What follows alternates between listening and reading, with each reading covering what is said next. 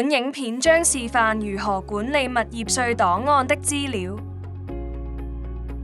在物業稅檔案列表點選你需要查閱或更新的檔案。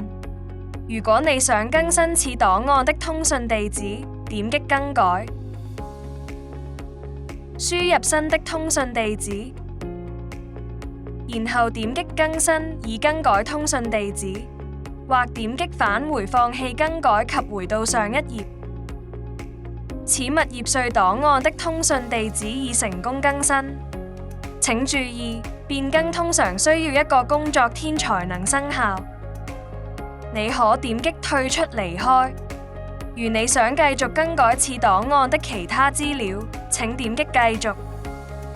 如你需要新增、移除或更新獲授權代表來處理此物業稅檔案的稅務事宜，點擊獲授權代表旁邊的更改。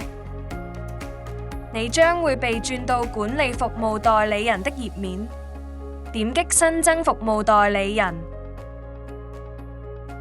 如有關稅務代表是商業實體，請點擊是，然後輸入該稅務代表的商業登記號碼及分行號碼，如適用，並點擊搜尋。該稅務代表的名稱將會於頁面上顯示。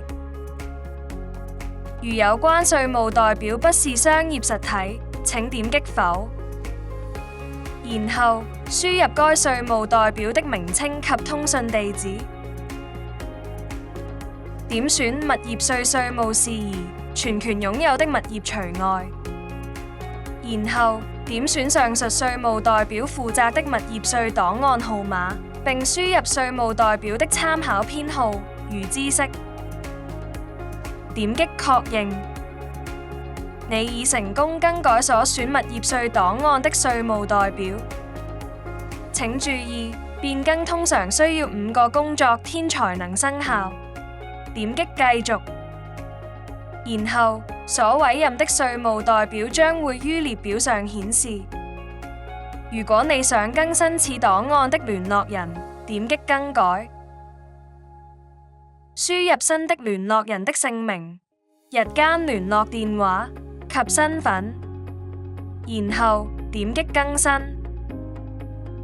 你已成功更改所選物業稅檔案的聯絡人資料。如你想更改你就此檔案接收電子訊息的選項，請點擊繼續，然後點擊更改。如你想以電子記錄方式接收此檔案有關評稅及繳稅的通知書和文件，請在管理接收電子訊息的選項下點選接收，否則請點選不接收，然後再點擊更新。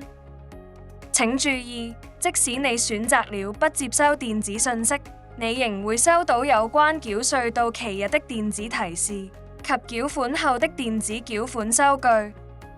你已成功更改接收此檔案的電子訊息選項。請注意，變更通常需要一個工作天才能生效。如物業是與其他業主共同持有，則每位業主可以自行選擇其接收電子訊息的選項。如你想一併更改你就不同物業稅檔案接收電子訊息的選項，請在物業稅檔案列表點擊管理接收電子訊息的選項。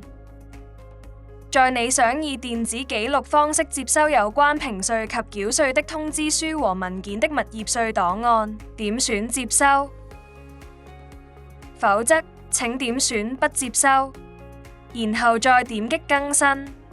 請注意，即使你選擇了不接收電子訊息，你仍會收到有關繳稅到期日的電子提示及繳款後的電子繳款收據。